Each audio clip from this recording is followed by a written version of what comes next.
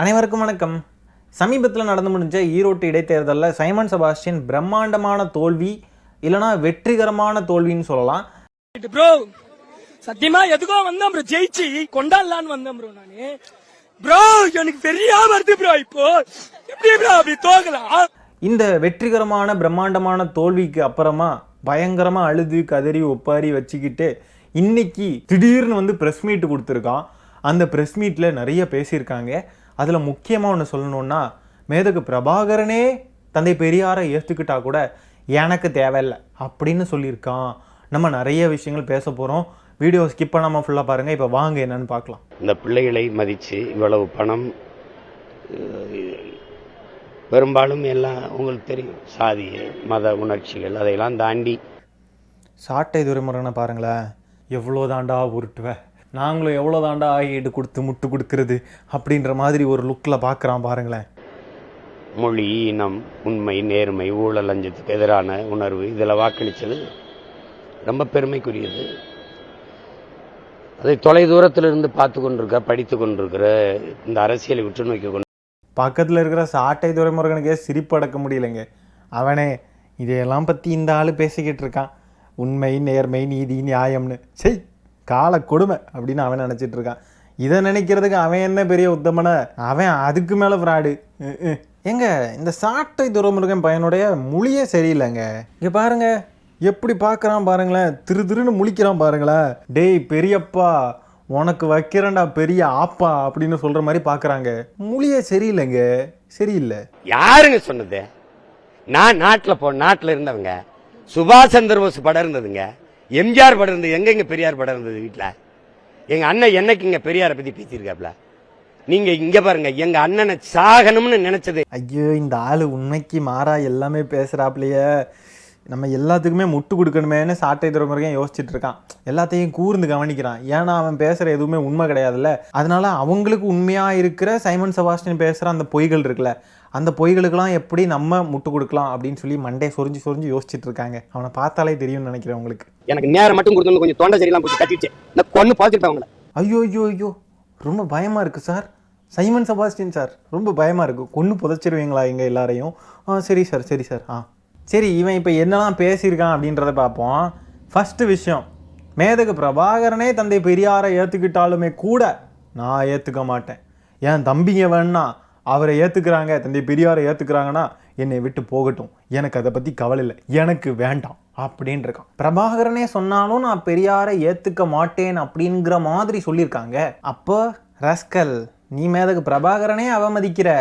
இதுக்கு மேலே நீ கேவலப்படுத்தின மாதிரி மேதகு பிரபாகரனை யாருமே கேவலப்படுத்த முடியாதுடா. அப்போ நீ என்ன மேதகு பிரபாகரனை விட பெரிய ஆளா? நீ என்ன பெரிய ஆளான்னு கேட்குறேன். டேய் விட்டா மேதகு பிரபாகரனே நான் தான் ஏற்றுக்கிட்டேன். அவர் என்ன பெரியாரை ஏற்றுக்கிறது? அவருக்கு ஒன்றும் தெரியாது. நான் சொல்கிறேன், அதெல்லாம் கிடையாது. அவருக்கு அறிவே கிடையாது. அவருக்கு யாரை ஏற்றுக்கணும் யாரை ஏற்றுக்கக்கூடாதுன்னெலாம் பிரபாகரனுக்கு ஒன்றும் தெரியாது. ஒன்றும் தெரியாத ஒரு மண்ணு அப்படின்னு சொன்னாலும் சொல்லுவாங்க. இவன் மேதுக்கு பிரபாகரனை விட பெரிய இவன் நாட்டும் பேசிக்கிட்டு இருக்கான். முதல்ல தமிழ்நாட்டு மக்கள்லாம் உங்களையெல்லாம் ஒரு மனுஷனாக கூட நாங்கள்லாம் ஏற்றுக்க மாட்டோம். நீ பிரபாகரனை ஏற்றுக்கோ, பெரியாரை ஏற்றுக்காது, அதை பற்றிலாம் எங்களுக்கு கவலை இல்லை. உன்னைய நாங்கள்லாம் ஏற்றுக்கவே மாட்டோம், ஒரு மனுஷனாக கூட ஏற்றுக்க மாட்டோம். மேதகு பிரபாகரன் கிட்ட ஒரு கேள்வி கேட்கப்படுது, உங்களுக்கு கடவுள் நம்பிக்கை உண்டா அப்படின்னு கேட்டப்போ நான் இயற்கையை மட்டும்தான் நம்புகிறேன் அப்படின்னு சொல்லியிருக்காரு. அடுத்ததான் நீங்கள் அப்போனா நாத்திகவாதியா அப்படின்னு கேட்குறப்போ போராளிகளாக பிறந்த ஒவ்வொருவரும் நாத்திகவாதிகள் தான் அப்படின்னு சொல்லியிருக்கார். அடுத்த கேள்வி, அப்போ நீங்கள் பெரியாரை பின்பற்றுறீங்களா அப்படின்னு கேட்டதுக்கு ஆமாம் உறுதியாக பின்பற்றுகிறோம் அப்படின்னு சொல்லியிருக்கார். இவன் வந்து தந்தை பெரியாரம் எதுக்கு பிரபாகரன் ஏற்றுக்கவே இல்லை. அவர் வீட்டில் நேதாஜி படம் இருந்துச்சு, எங்கே பெரியார் படம் இருந்துச்சு, அதை ஆதாரத்தோட ஏற்கனவே வெளியிட்டிருக்காங்க. தந்தை பெரியாரை பற்றி மேதகு பிரபாகரன் பேசுனது, அது மட்டும் இல்லாமல் தளபதி கிட்டு அவர்கள் பேசுனது எல்லாம் சமீபத்தில் வந்துச்சுல, இதெல்லாம் பற்றி அவனுக்கு தெரியாதோ? பிரபாகரன் ஏற்ற திராவிடத்தையும் தந்தை பெரியாரையும் மட்டும் இவன் ஏற்றுக்க மாட்டானா, ஆனால் பிரபாகரனை மட்டும் ஏற்றுப்பானான் தலைவர் நாட்டு. அப்போ இதுலேருந்து என்ன தெரியுது? மேதகு பிரபாகரனை இவன் வியாபாரத்துக்கு மட்டும்தான் யூஸ் பண்ணிட்டு இருக்கான் அப்படின்றது தெரியுதா தெளிவா? அவருடைய சித்தாந்தத்தை ஏற்றுக்காம நீ எப்படி ராஜா அவரை பின்தொடர்வ? இல்லை, எனக்கு புரியல. எழுதி தரேங்க, நான் எழுதி தரேன். அண்ணாமலை சொல்லுவார்ல, அது மாதிரி நான் எழுதி தரேன், எழுதி வச்சுக்கோங்க. மேதகு பிரபாகரன் இவனுக்கு காசு வருது இல்லையா சில சோர்சஸ்லேருந்து, அந்த சோர்சஸுக்கு மேதகு பிரபாகரனே இடைஞ்சலாக இருக்கார், அவர் இடையூறாக இருக்கார் அப்படின்னு சொன்னால் கண்டிப்பாக மேதகு பிரபாகரனையும் பார்த்து இன்றைக்கி தந்தை பெரியாரை எப்படிலாம் இழிவுபடுத்தணும், அந்த மாதிரி திடீர்னு மேதகு பிரபாகரனையும் இழிவுபடுத்துறதுக்கு 1000% சான்சஸ் இருக்குங்க. கண்டிப்பாக நான் சொல்கிறேன், இது ஒரு நாள் நடக்கும் பாருங்கள். நீ மேதகு பிரபாகரனே வந்து சொன்னாலும் தந்தை பெரியாரை நீ ஏற்றுக்க மாட்டே அப்படின்னா, நீ எதுக்கு இப்போ மேதகு பிரபாகரனை வச்சு பிச்சை எடுக்கிற? நிறுத்திக்கோ, பிச்சை எடுக்கிறத நிறுத்திக்கோ. பிரபாகரன் இல்லைன்னா உன்னால் பிச்சை எடுக்க முடியாது, உன்னால் வாழ முடியாது. அதான ராஜா?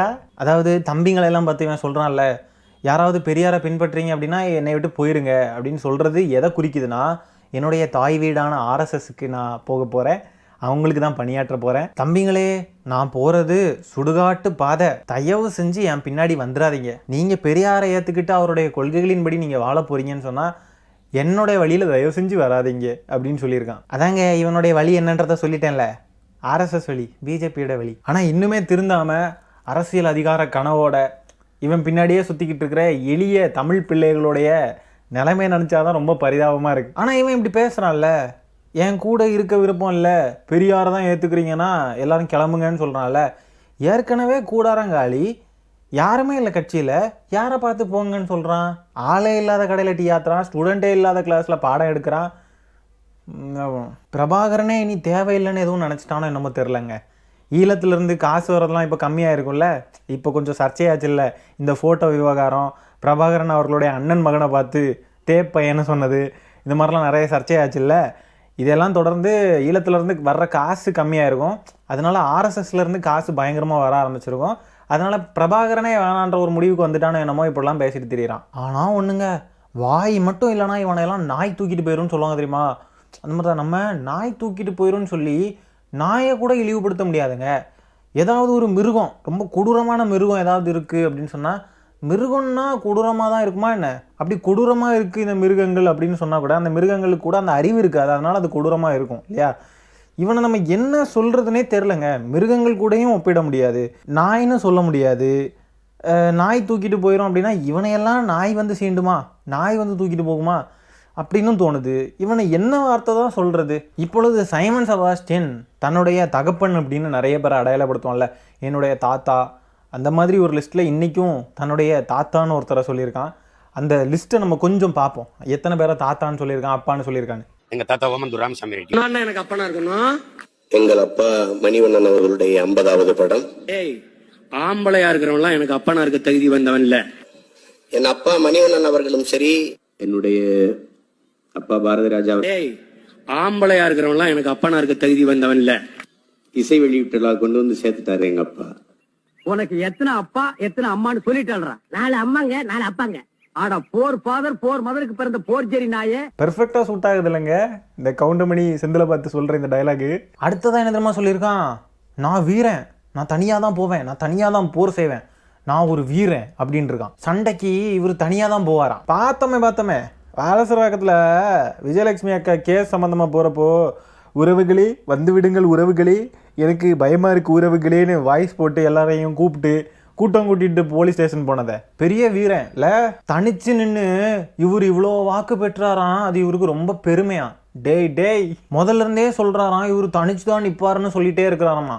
அப்போ ஏன் ராஜா விஜய் அவர்கள் கட்சி தொடங்குறப்போ நானும் என் தம்பியும் சேர்ந்து எல்லாரையும் கதற விட்டுறோமா இல்லையான்னு பாருங்க அப்படின்லாம் விஜயோடைய காலை நக்கிக்கிட்டு இருந்தேன் அந்த நேரம்.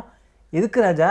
அதாவதுங்க இவனுங்க என்னன்னா, வீரன் தனியாக தான் நிற்பான், தனியாக நிற்கிறது வீரம் அப்படின்ற மாதிரி ஒரு நரேட்டிவை செட் பண்ணி இவனுங்கெல்லாம் கெத்து அப்படின்ற மாதிரி சொல்ல பார்க்குறானுங்க.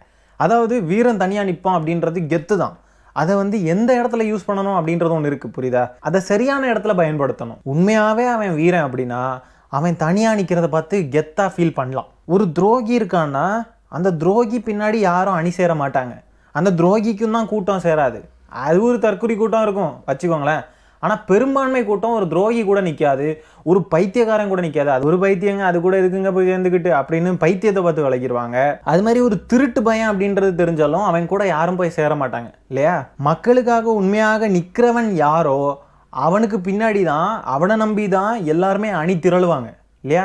அப்படி அணி திரள்றத கோழைத்தனம்னு நீ ஒரு நரேட்டிவை செட் பண்ணிக்கிட்டு, நீ வந்து உனக்கு யாருமே உன் கூட வந்து சேரலை, நீ ஒரு திருட்டு பையன், நீ ஒரு பைத்தியக்காரன், நீ ஒரு துரோகி அப்படின்றதுக்காக உன் பின்னாடி யாருமே வந்து சேரலைன்றதுக்காக அதை உனக்கு சாதகமாக எப்படி சொன்னால் சரியாக இருக்குமோ அப்படி தனியா நிக்கிறவன் ஒரு வீரன் அப்படின்னு சொல்லிக்கிட்டு, தனியா இல்லாம கூட்டணி கட்சிகள்லாம் இருக்காங்க அப்படின்னு அரசியல்ல செயல்பட்டுக்கிட்டு இருக்கிறவங்களெல்லாம் பார்த்து அவங்கெல்லாம் கோழைகள், அவங்கெல்லாம் பயந்தாங்கோழிகள் அப்படின்ற மாதிரி அவங்க மேல ஒரு நரேட்டிவ் செட் பண்றேன். ஆனா உண்மை என்னன்னு பார்த்தா, ஒரு ஹீரோவுக்கு பின்னாடி தான் எல்லாருமே அணி திரள்வாங்க.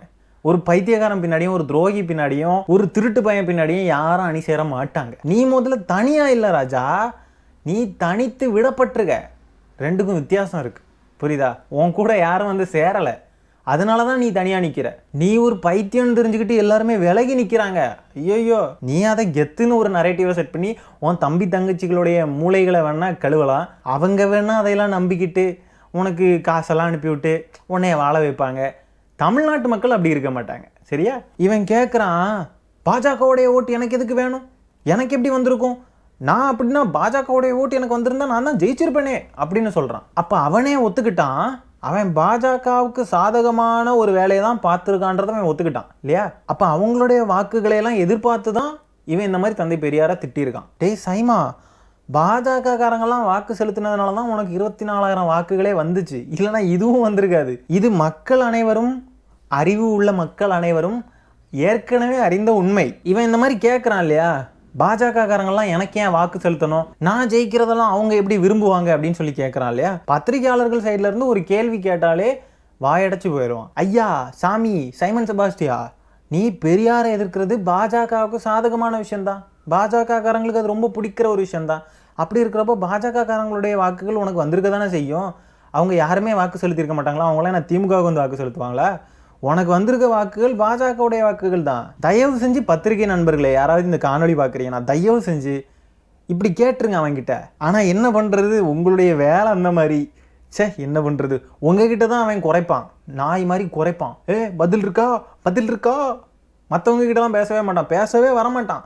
பத்திரிகையாளர்களை பார்த்தா மட்டும் நாய் மாதிரி குறைக்கிறது. இதில் வேற சாம்பிஸ்லாம் வந்துக்கிட்டு, எங்கள் அண்ணன் வீரன்டா, ஆனால் மீச வச்ச ஆம்பளடா, நீங்கள்லாம் முடிஞ்சா தனியாக அடுத்த எலெக்ஷனில் நின்று காட்டுங்கடா பார்ப்போம், தனியாக நின்று ஜெயிச்சு காட்டுங்கடா பார்ப்போம்.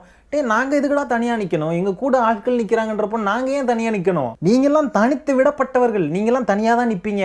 அதை உங்களுக்கு எப்படியாவது அட்வான்டேஜாக பார்க்கறதுக்கு தான் இந்த வசனமெல்லாம் பேசுறது. நாங்கள் அப்படி கிடையாது. கூட்டணியோடு இருந்தால் கோழைத்தனம், இல்லை கூட்டணியோடு இருந்தால் ஃபவுல் அப்படின்லாம் அரசியலில் ஒன்றுமே கிடையாதுல்ல. அது ஒன்றும் விளையாட்டு இல்லைல்ல ஃபவுல்னு சொல்கிறதுக்கு. அரசியல்னால் அப்படி தான் இயங்கும். உனக்கு தனியாக நிற்கணும்னா நீ தனிச்சு நின்றுக்கோ. கூட்டணி போடுறதுக்கு அவனுக்கு வக்கு இருக்குது, உனக்கு வக்கு இல்லை. வக்கு இருக்கிறவன் கூட்டணி போடுறான், அவன் ஜெயிக்கிறான், அவன் ஆட்சி பிடிக்கிறான். உனக்கு என்ன, உனக்கு வக்கு இல்லை. உன் கூட யாரும் வந்து சேர மாட்டாங்க, உன்னை யாரும் சீண்டவே மாட்டாங்க. அதனால நீ தனித்து விடப்பட்டிருக்க. நீ ஒரு கேவலமான இழிப்பிறவி. உன் கிட்ட வர்றதுக்கே எல்லாரும் யோசிப்பாங்க. யோசிக்கிறது இல்லை, உன்னை வந்து அருவருப்பாக பார்ப்பாங்க. நீ அதை கெத்துன்னு எடுத்துக்கிட்டா நாங்கள் என்னப்பா பண்ணுறது?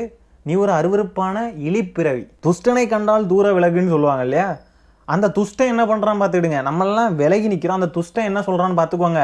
எவ்வளோ கொழுப்பு இருந்தால் அந்த துஷ்டன், நான் வீரன், நான் தனியாக நிற்கிறேன், நான் கெத்து அப்படின்னு சொல்லி ஒரு கூட்டத்தை கூட்டுவான். அட பிச்சைக்கார பயல, நாங்கள்லாம் உன்னைய ஒதுக்கி வச்சோம், நீ என்னடா ஒரு கூட்டத்தை கூட்டி வச்சிருக்கேன்னா அந்த கூட்டத்தை எட்டி பார்த்தா அதுங்க யாருன்னு பார்த்தா அது இதை விட பெரிய பைத்தியமா இருக்கு. டேய் என்னடா நீங்க, இவனை நாங்களாம் ஒதுக்கி வச்சிருக்கோம்டா, நீங்க என்னடா அவன் பின்னாடி போய் நிற்கிறீங்க அப்படின்னு சொல்லிட்டு நம்மெல்லாம் ஷாக்காகி பார்க்க வேண்டிய நிலமையில தான் இந்த எளிய தமிழ் பிள்ளைகள், சைமனின் தம்பி தங்கைகள், சாம்பிகள் இப்படின்னு பல பெயர்கள் கொண்ட இந்த என்ன சொல்லலாம் இந்த டேஸுங்கெல்லாம் இருக்குதுங்க. சரி மக்களே, இந்த காணொலியை நான் இதோட எண்ட் பண்ணிக்கிறேன். இந்த வீடியோவில் நம்ம பேசியிருக்கிற விஷயங்களை பற்றி உங்களுடைய கருத்துக்கள் என்னன்றதை கமெண்ட்டில் பதிவு பண்ணுங்கள்.